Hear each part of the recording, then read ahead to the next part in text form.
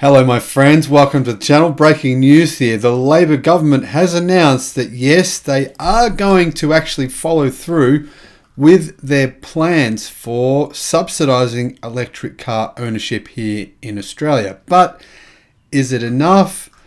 Well, I'll let you be the judge of that, but I'm going to share with you the details, then I'm going to give you my opinion, and I'm not going to hold back. I'm going to 100% just share with you what I think. And I know some of you are probably going to be offended. I'm sure some of you voted in this current government, or maybe on the premise, the idea that they were really going to support electric cars.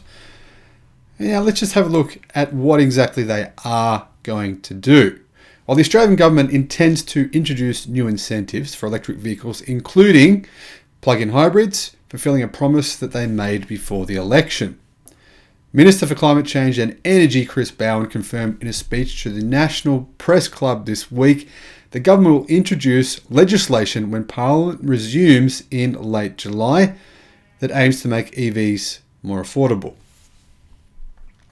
So what are they doing? Well, instead of straight subsidies, the so-called electric car discount.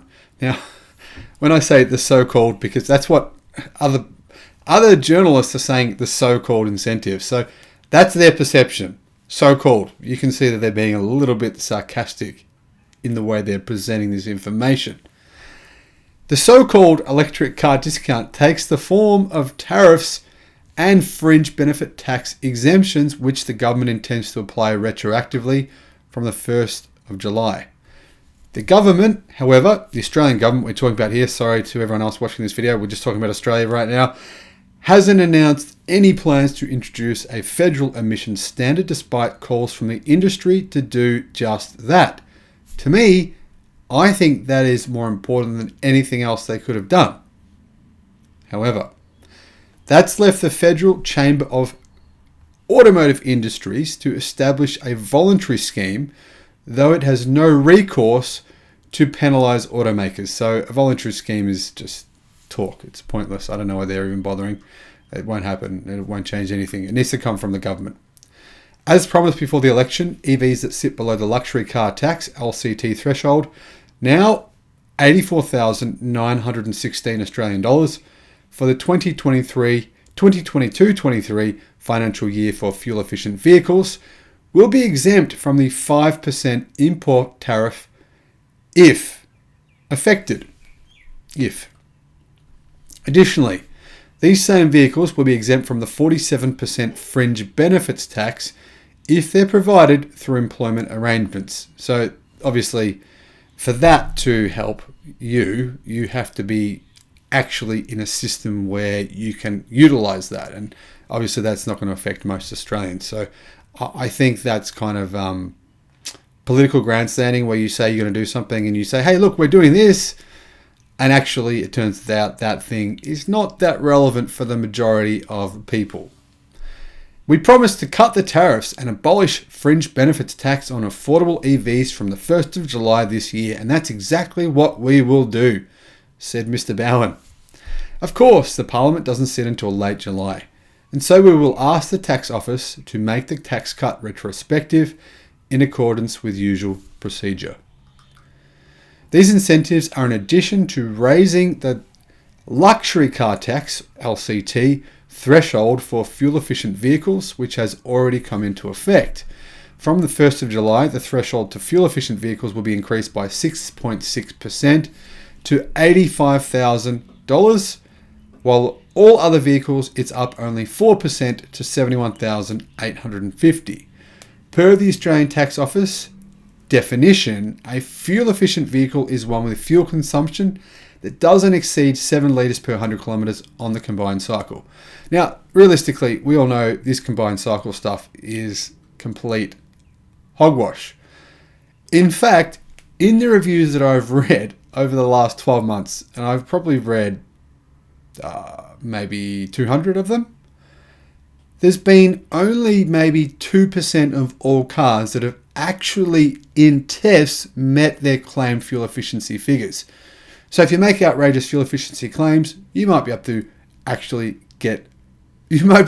qualify for this as well.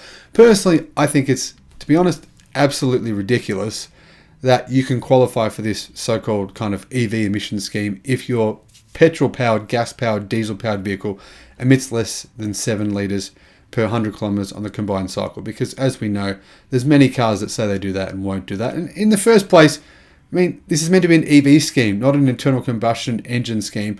This just means if you have a smaller vehicle, you qualify. I mean, most small cars now qualify for this. So it's not really even emissions. It's not really even targeting EVs. It's just targeting cars that are smaller. That's all it is, really. It's either electric, plug-in hybrid, or just a smaller car, or a car company that was able to exaggerate its figures, which they all do. Now, the Electric Vehicle Council has praised the new incentives, though it wants more to be done. We're seeing especially the FBT exemption is quite a valuable incentive to encourage particularly more fleets and novated leases to go electric, said Electric Vehicle Council of Australia's CEO, Bihad Jafari. I think it does quite a lot for the sector. Of course, it still leaves us with that ongoing challenge of getting more supply of vehicles. This is my key point. And I think that's the next big challenge that we're discussing with the government now. Now, to me, the point is here, right? If we don't have an emission standard, there's no real incentive for car manufacturers to send EVs to us. There's not. That's why we don't get any Volkswagen group, the entire group. That's why we don't get their EVs. Because there's no incentive for them to send them here when they need to actually hit the emission standards in Europe or China, or they are getting penalized. Same thing goes for California. What's natural and falls in line with the promises they've already made is to put in place a very strong fuel efficiency standard in line with the zero by 2050. That means having one that is in line with the type of standards we see in the US and in the EU, and they should mention in China as well. That echoes comments from companies like Volkswagen, which have said that they struggle to get supply of electric vehicles for Australia as the lack of federal emissions standards, which could penalise companies for not selling enough low or zero emissions vehicles, pushes us down the priority list for vehicles. The Albanese Labor government hasn't indicated its plans to introduce a federal emissions standard, nor has it signalled it plans to introduce direct subsidies for electric vehicle purchases. The absence of the latter at the federal level has left the states and territories to try to step up, with many offering direct subsidies to the purchase of new EVs. But to be frank, those direct subsidies are much, much lower than in many other countries around the world. And that's okay. I mean, in my view, what they're doing is good. They are trying to step up, but the federal government should come to the party. Meet that number. I mean, that's what they do in the US. That's what they do in many, many countries around the world. I mean, for example, in the US, $9,000 per car. All right? That's at a federal government level. The Labor opposition announced that last year a $251 million national electric vehicle strategy, which included the tariff and tax exemptions, plus investments in charging infrastructure, and a goal to create an environment for 3.8 million EVs on the road by 2030. The recently elected Albanese Labor government intends to follow through not only on the election promises of tariff and tax exemptions, but also other promises around electric vehicles. That includes implementing the $500 million Driving the Nation plan with an EV fast charger every 150 kilometres on Australia's highway network. A hydrogen highways refuelling network is also planned to deliver hydrogen refuelling stations along Australia's busiest freight routes to support hydrogen fuel cell trucks, even though there aren't any yet, and might never be any in Australia. We'll see. The government also intends to gradually convert the Commonwealth fleet to zero emissions vehicles with a target of 75% of new passenger vehicle leases and purchases by 2025. The fleet currently consists of just 0.1% EVs. Last year, the Labor opposition announced plans to roll out charging infrastructure in over 100,000 businesses and 3.8 million households, with 1,800 new public access fast charging stations by an unspecified date. Mr. Bowen says he'll introduce in the first week of Parliament the Albanese government's climate change bill. This includes a 43% emissions reduction target by 2030 and net zero emissions by 2050. The government intends for the Climate Change Authority to publish progress results for these targets, with the Minister for Climate Change intended to report annually to Parliament about said progress. Now, I just reported, well, it won't be up yet, but I just made a video about Australia's new energy plan. And this plan shows that by 2030, 60% of all coal power plants in Australia will be shut down, simply purely for economic reasons. So the goal of 43% reduction in emissions will actually, much of that will just happen naturally without any real intervention from the government, simply for economic purposes. So that's kind of a good thing. But here, there are some good points to this. There are. There's no doubt about it. It's definitely better than the previous system we were living under. It is. Now, even though the previous system we were living under wasn't as bad as what many people thought it was, it definitely wasn't as good as this. But frankly, in my view, this Labor government, they're really doing a lot of talking. There's a lot of talking here. Not really a lot of action. Now, these things, most of them, don't really affect people very much. The incentives are very minimal. And maybe they'll benefit you if you can, get a car through fringe benefits system through your workforce. But the reality is most people aren't in that position, and most people probably won't be over the next few years. So that's not really relevant to most of us. I think we need emissions rules. We need emissions rules here in Australia. Why is there rules on cigarette smoking in restaurants, but no rules on polluting the environment through your car? It's no different. In fact, it's exactly the same. It's kind of almost worse if you think about it. If you're stuck in a traffic jam with hundreds and thousands of cars around you, it's like having thousands of people smoking cigarettes around you, but each of them smoking 100 at a time. In my view, this is where we need to start.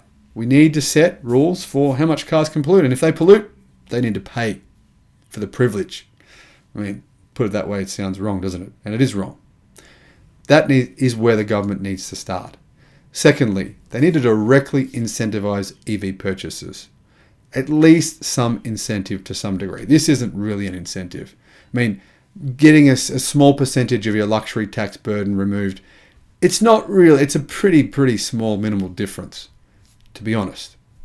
I think we need to push the Labor government to do more. Even if you voted for Labor, that's fine. There's nothing wrong with that. That's probably a good thing. But it's not enough. It's time that all of us here did whatever we can do to speak up. Now, if any of you have any ideas for me, you think, I can do something, let me know. Jump on the Facebook group, message me, get in touch. I'll do whatever I can. Thanks for watching, and thank you for supporting the channel. It's always great to be able to share this information with you, be able to influence people, hopefully in a positive way, because the sooner we get behind the electric revolution, the sooner we get behind renewable energy, the sooner we can make Australia and the rest of the world a better place to live in. And the sooner we can be certain that we're not leaving a hole for our children to inherit. That's not what we want to do. We want the complete opposite. And we can achieve that if we just influence and steer people in the right direction. Thanks for watching. I'll see you again on the next video. Bye-bye.